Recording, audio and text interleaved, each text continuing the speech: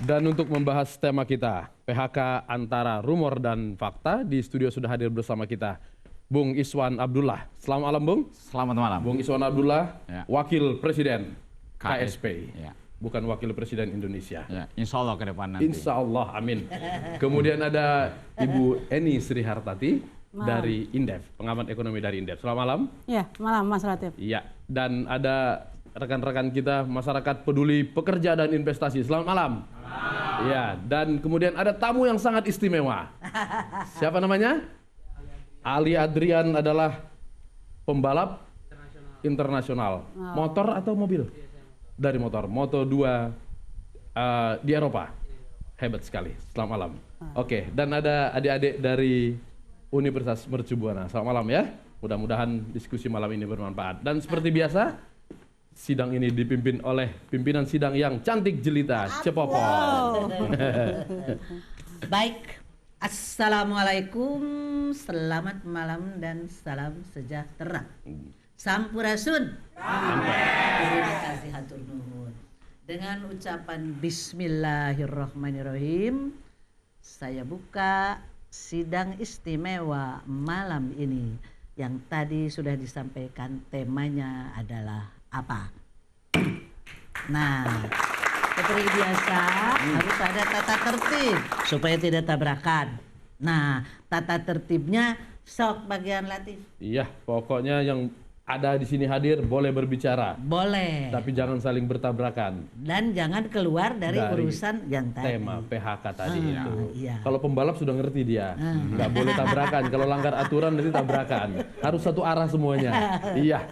Tapi malam ini tidak harus satu arah, karena polemik harus berbeda. Betul. Dan tujuannya tentu kita mencari solusi dari persoalan ini. Ya. Bung Iswan, data Anda begitu membuat bergejolak. Ya. 12.000. Data dari mana itu? Ya. Ya, terima kasih. Data yang kami sampaikan itu adalah data real yang terjadi di perusahaan karena kami adalah tim yang mengadvokasi ketika PHK terjadi. Artinya ini fakta, ya, bukan data yang dibikin-bikin. Ya. Justru seharusnya kita data sepertinya harus lahir dari pemerintah. Ya. Bagi kami pemerintah tidak bekerja. Ya. Bahkan kami menduga pemerintah sengaja menutupin ini biar nggak kelihatan bahwa paket kebijakan ekonomi kemarin itu adalah hanya sebatas pencitraan, no implementasi. Oke. Paling tidak ada beberapa perusahaan, sebenarnya bukan 12.000. Ya. Kemarin ketika kami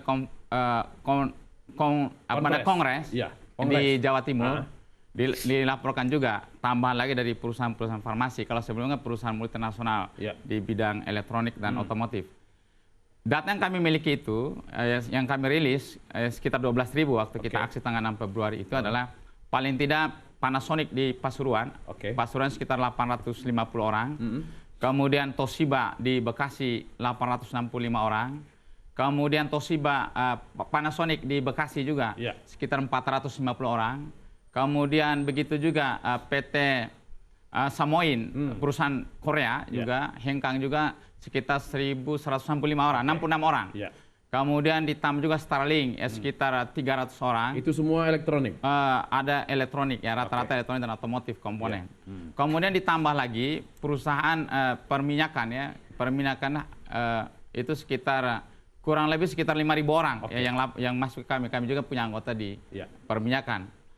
Jadi totalnya yang terakhir adalah sampai kemarin juga ada perusahaan-perusahaan obat ya, dari itu sekitar data konkret nanti saya akan sampaikan nama-nama perusahaan ya, itu PT Sandoz. Tapi jumlahnya bertambah? Jumlah yang bertambah sekitar 20.000 orang. Jadi 32.000 orang jadinya? Ya, 32.000 orang. Artinya itu baru dari anggota KSPI ya, KSPI. Belum ditambah teman-teman yang lain. Artinya sebetulnya lebih banyak lagi daripada yang disampaikan oleh KSPI ini? Ya, jauh lebih banyak lagi. Kan begini, PHK itu bukan hanya PHK yang terkait dengan para pekerja permanen, tapi ada PHK juga yang namanya itu pemutusan hubungan kerja akibat masa kerjanya habis. Ya.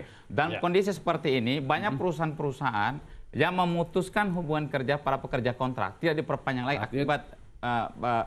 akibat menurunnya daya beli masyarakat sekarang ini yang berimbas kepada tidak diperpanjang kontrak masuk juga dalam kategori PHK. Ya, PHK. Itu bagian dari PHK juga. Artinya kalau total mungkin jauh lebih banyak lagi. Saya kira sekitar 50.000 ya. Cuma nggak terpantau saja oleh pemerintah. Ini yang sudah atau akan?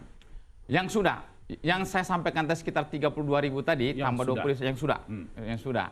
Termasuk Toshiba. Toshiba sudah, tinggal akhiri saja tuh sampai dengan bulan Maret. Gitu. Pokoknya mau dia permanen, mau kontrak, mau outsourcing, yang jelas PHK. PHK, penghilangan hak kerja. Hak kerja. Ya, penghilangan hak kerja. Kalau pemutusan hubungan kerja seolah-olah hanya berlaku untuk yang permanen saja. Baik. Kita berdoa semoga nanti PHK-nya menjadi pas hari keberuntungan. Tidak ada PHK.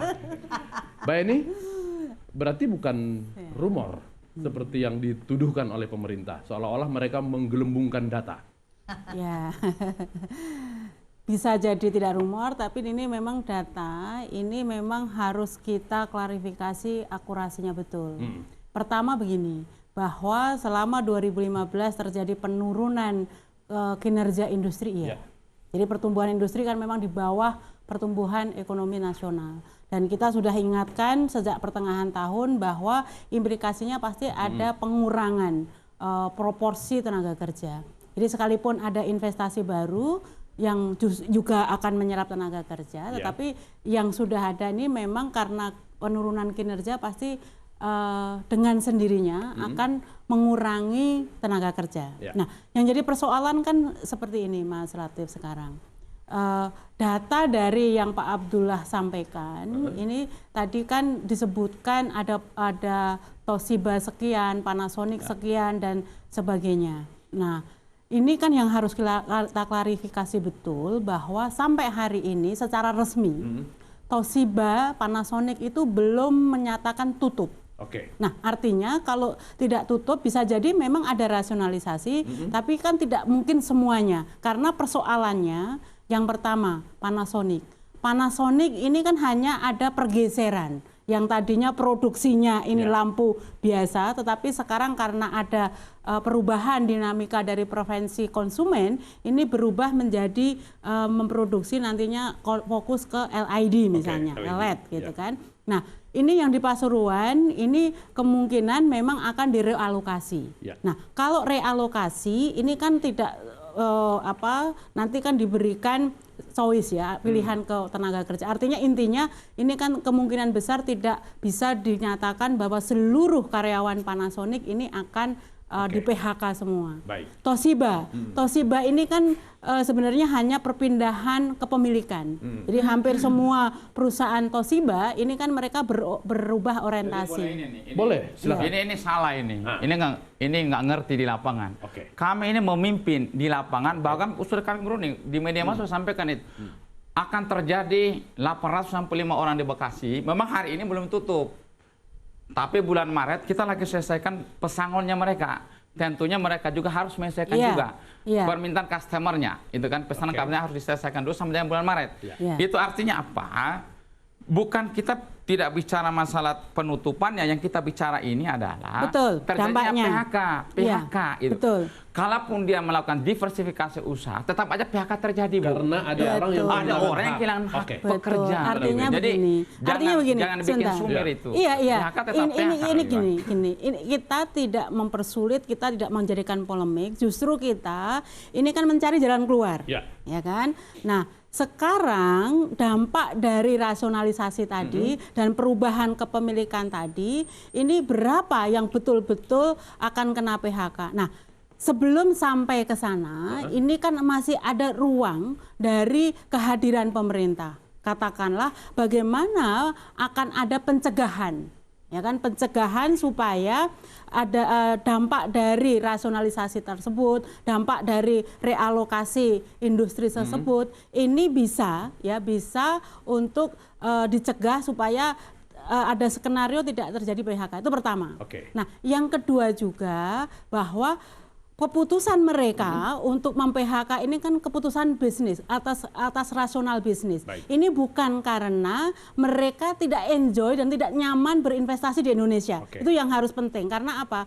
Karena ini nanti kaitannya kita masih berharap adanya investasi baru yang masuk. Nah, 2015 ini kan memang ada peningkatan investasi yang sangat signifikan kan, 100 miliar US dollar lebih.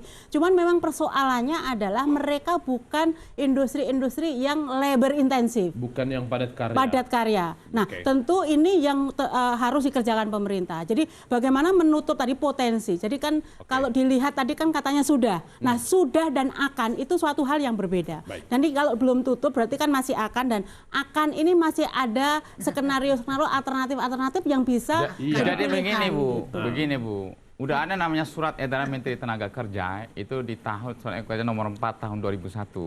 Itu langkah-langkah antisipasi yang harus diambil oleh negara, pemerintah ketika mau terjadinya PHK. Ini tidak dilakukan pemerintah. Sampai dilakukan sampai sekarang. Yang dilakukan pemerintah melalui Dinas Tenaga Kerja setempat segera turun. Kalau ada perusahaan mengalami kesulitan itu, maka langkah yang pertama dilakukan oleh dia adalah jangan terjadi PHK dulu. Apa yang dilakukan? Kurangin jam kerjanya dulu. Gitu kan. Itu ada yang melakukan sampai sejauh ini? Sampai sekarang tidak ada. Semuanya enjoy aja, masa bodoh saja. Ketika kami melakukan konferensi pers, baru isu ini terangkat gitu. Ya seolah-olah paket kebijakan ekonomi kami itu berhasil. Saya sebelum sampai ke sana kita bicara dulu masalah akar permasalahannya. Permasalahan yang terjadi masalah PHK itu sesungguhnya itu terjadi oleh karena kesalahan pemerintah sebenarnya. Paling tidak ada dua hal kesalahan pemerintah itu. Pertama adalah pemerintah menjatuhkan harga daya beli masyarakat ketika melepaskan harga pasar bahan bakar di tahun 2014. Akibat itu tergerus sekitar 40%. Daya beli masyarakat turun sehingga berdampak kepada serapan hasil-hasil industri. Ini kan akibatnya. Kemudian penerimaan pajak kita menurun, konsumsi rakyat menurun, kemudian pemerintah menurun, utang nambah terus sehingga perlambatan ekonomi. Kemudian yang berikutnya juga yang lebih salah lagi di tahun 2016 adalah pemerintah, kita sama-sama tahu kenapa keluar paket kebijakan 1 sampai ke 7 kemarin. Bahkan di paket kebijakan 4 itu mengatakan tujuannya itu untuk mengatasi krisis akhir tahun. Mensejahterakan karyawan. Yang anehnya, dulu nanti kita bahas lebih lanjut soal paket kebijakan-kebijakan itu. Sudah 10. Hari ini sudah maksudnya ada hubungannya. Paling tidak saya tambah sedikit. Paling tidak itu dikasih orang sakit kepala dikasih obat perut. Salah satunya PP 78 tahun 2005 itu kaitan dengan daya beli masyarakat. Itu kembalinya upah murah. Itulah dampaknya akibat upah murah PP 78 sehingga mempercepat terjadinya PHK juga. Kalau ada upah murah justru tidak akan mungkin ada yang hengkang. Gitu. Tapi tadi apa? Sakit kepala dikasih apa tadi? Ibu salah katanya. Nanti sakit kepala dikasih obat perut. Padahal banyak orang yang sakit kepala karena perutnya tidak terisi ya, Pak ya. Jadi bukan dokter kan. Baik. Tadi Cepopong baca di koran Rakyat Merdeka. Silakan baca. Kwikian Gi. Ya, dia kan seorang yang memang punten, harus kita akui. Ya.